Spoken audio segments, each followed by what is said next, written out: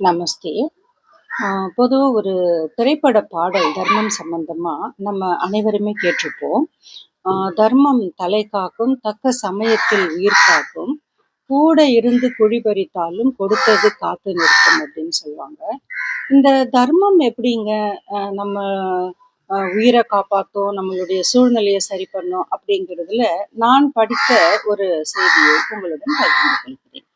இந்த தர்மம் என்ன செய்யும் அப்படின்னு கேட்டிங்கன்னா, நம்ம காலையில கொஞ்சம் ஹரிபரியா அப்படியே கிளம்பும்போது, கிளம்பும்போதுன்னு இல்ல, எந்த ஒரு விரும்பத்தகாத ஒரு நிகழ்வாக இருந்தாலும், அங்க ஒரு எத நீங்க சரியில்ல, எனக்கு விருப்பம் இல்லன்னு சொல்றீங்களோ, அதுக்கு பின்னாடி இருக்கிற ஒரு சூட்சுமத்தை தான் சாஸ்திரம் வலியுறுத்துது.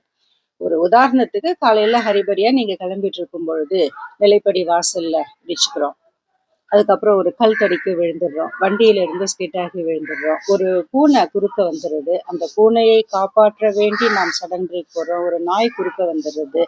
அப்போ நமக்கு ஒரு சில சிறு பாதிப்புகள்லாம் ஏற்படுது. அதாவது ஒரு சட்டை பட்டன் அறுந்து போயிடலாம், ஒரு சட்டை கிழிஞ்சு போயிடலாம், ஒரு கால் சிராய்த்து கொண்டு அதில் கொஞ்சம் ரத்தம் கசியலாம், எங்கேயாவது சுளுக்கு பிடிச்சிக்கலாம், நம்மளுடைய டூ வீலருக்கு இல்லை ஃபோர் வீலருக்கு ஏதாவது ஒரு சிறு பாதிப்பு ஏற்படலாம். ஸோ இது மாதிரியான நிகழ்வுகள்லாம் நடக்கும்போது நம்ம குறிப்பாக அந்த பூனையோ நாயோ அல்லது அந்த சில மனிதர்களையெல்லாம் நம்ம குறை கூற ஆரம்பிப்போம். உன் முகத்துல முடிச்சுட்டு போனா அதனால தான் இப்படி ஆச்சு, நான் எதிர்க்க வந்தவொடனே சகுனம் சரியில்லை, இந்த மாதிரி அந்த அம்மா வந்தாங்க, அந்த ஐயா வந்தாங்க, அந்த நீ அழுத, இதுதான் காரணமாச்சுன்னு நம்மை தவிர எல்லோர் மேலேயும் குற்றம் குறை கண்டுபிடிப்போம்.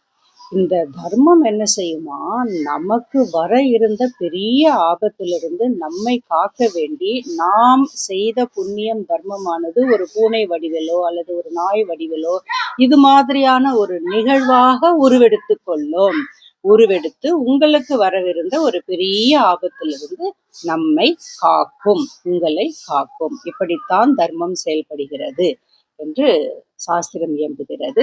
நன்றி. மீண்டும் அடுத்த சந்திப்பில் சந்திப்போம்.